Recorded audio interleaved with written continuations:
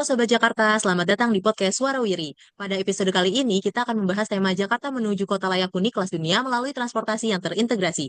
Seperti yang kita tahu, transportasi merupakan salah satu indikator utama kota layak huni kelas dunia. Sistem transportasi yang baik dapat mendukung produktivitas kota. Namun, untuk di Jakarta ini masih terdapat berbagai macam tantangan yang perlu diselesaikan. Di sini sudah hadir Ibu Nasya, Bapak Nur, Ibu Ros, dan juga Bapak Rahmat. Selamat datang Bapak-Bapak dan Ibu-Ibu sekalian di podcast Suara Wiri. Mbak. Oke, pertama-tama saya ingin memulai dari sudut pandang pengguna transportasi umum. Menurut Bu Nasya, apa tantangan yang masih dihadapi oleh Jakarta dalam mewujudkan sistem transportasi kelas dunia? Baik, terima kasih Mbak. Menurut saya, sebagai pengguna transportasi umum sehari-hari, saya melihat bahwa transportasi publik di Jakarta sudah berkembang cukup pesat.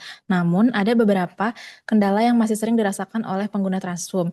Salah satunya yaitu proses perpindahan antar moda yang belum selalu nyaman dan praktis saat pindah moda transportasi. Penumpang terkadang masih harus berjalan cukup jauh, dan juga selain itu pada jam sibuk, kondisi transportasi umum seringkali sangat padat sehingga mengurangi kenyamanan pengguna. Kondisi-kondisi itu yang membuat sebagian masyarakat merasa penggunaan kendaraan pribadi masih lebih praktis dan efisien untuk aktivitas sehari-hari. Seperti itu, Mbak.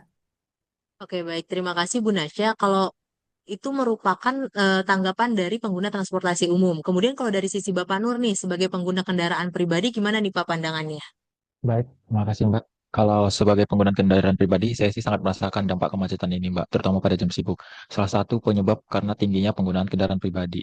Menurut saya dan mungkin banyak masyarakat lain, menggunakan kendaraan pribadi itu jauh lebih praktis dibandingkan Transum. Alasannya sama kayak keluhan yang dialami oleh Mbak Nasya. Oke, baik. Saya juga setuju nih kalau emang lihat dari sisi penggunaan kendaraan pribadi. Kalau dari perspektif tata kota gimana nih Bu Ros tanggapannya? Baik, Bu, pusat aktivitas ekonomi, perkantoran, pendidikan, dan pemukiman masih terkonsentrasi di lokasi tertentu. Nah, lokasi-lokasi kayak gini nih, contoh yang menjadi pusat aktivitas, sehingga menimbulkan pergerakan masyarakat dalam jumlah besar pada waktu yang bersamaan. Selain itu, menurut saya, konsep pembangunan berbasis transportasi atau transit-oriented development belum sepenuhnya optimal di seluruh wilayah di Jakarta. Nah, akibat dari sini, mobilitas masyarakat masih sangat bergantung pada kendaraan pribadi. Oh, jadi dapat disimpulkan bahwa akar masalahnya meliputi belum optimalnya integrasi transportasi, tingginya penggunaan kendaraan pribadi, rendahnya disiplin berlalu lintas, serta tata kota yang belum sepenuhnya mendukung mobilitas berkelanjutan. Baik, sekarang kita masuk nih ke bagian solusi. Kalau dari perspektif pelaksana kebijakan atau sebagai ASN, gimana nih tanggapannya dari Bapak Rahmat terkait Smart ASN bisa gak sih berperan dalam mengatasi permasalahan tersebut? Baik, Mbak. Smart ASN memiliki peran penting dalam mendukung transformasi transportasi menuju standar kota layak huni kelas dunia. Pertama, dari aspek digital, ASN memanfaatkan teknologi dan data untuk mendukung pengelolaan transportasi yang lebih efektif. Misalnya melalui integrasi data lalu lintas, sistem informasi perjalanan real-time, serta pengembangan layanan transportasi berbasis digital yang memudahkan masyarakat. Kedua, dari aspek networking, ASN harus membangun kolaborasi dengan berbagai pihak seperti operator transportasi, akademisi, komunitas pengguna transportasi, dan sektor swasta untuk menghasilkan kebijakan yang komprehensif, Mbak. Oke, baik. Terima kasih Bapak-Bapak, Ibu-Ibu. Sebelum kita akhiri, saya ingin meminta harapan nih dari masing-masing narasumber untuk transportasi di Jakarta, agar Jakarta bisa menjadi kota layak huni kelas dunia. Yang pertama dari Bu Nasya nih, selaku pengguna transportasi umum, gimana harapannya, Bu? Kalau dari saya berharap semoga transportasi umum ke depannya semakin terintegrasi sehingga masyarakat lebih mudah untuk berpindah moda dan semakin tertarik untuk meninggalkan kendaraan pribadi gitu, Mbak. Oke, baik. Terima kasih, Bu Nasya. Selanjutnya untuk Bapak Nur, gimana nih harapannya Pak sebagai pengguna kendaraan pribadi?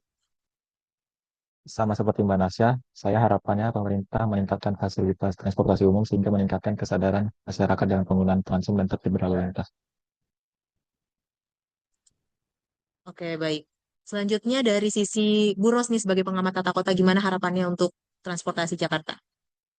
Oke, baik. Kalau menurut saya berharap pembangunan Jakarta semakin mengedepankan konsep kota berkelanjutan ya, yang mengintegrasikan tata ruang dan transportasi secara harmonis. Oke, baik. Sekarang dari sisi Pak Rahmat nih, gimana Pak harapannya untuk Jakarta, Pak? Baik, Mbak. Saya sebagai pelaksana kebijakan berkomitmen untuk terus meningkatkan kualitas pelayanan dan kebijakan transportasi agar Jakarta menjadi kota yang nyaman, inklusif, dan berdaya saing global. Baik, terima kasih kepada seluruh narasumber atas diskusi yang sangat menarik ini. Dari pembahasan hari ini kita bisa memahami bahwa transportasi merupakan faktor penting dalam mewujudkan Jakarta sebagai kota layak huni kelas dunia. Tantangan yang ada tidak hanya berkaitan dengan infrastruktur, tetapi juga dari perilaku masyarakat, tata ruang kota, dan juga tata kelola pemerintahannya. Melalui penerapan kompetensi Smart ASN serta kolaborasi seluruh pemangku kepentingan, Jakarta memiliki peluang yang sangat besar untuk menghadirkan sistem transportasi yang lebih terintegrasi, efisien, dan juga berkelanjutan. Saya selaku moderator mengucapkan terima kasih kepada seluruh pendengar. Sampai jumpa pada podcast berikutnya.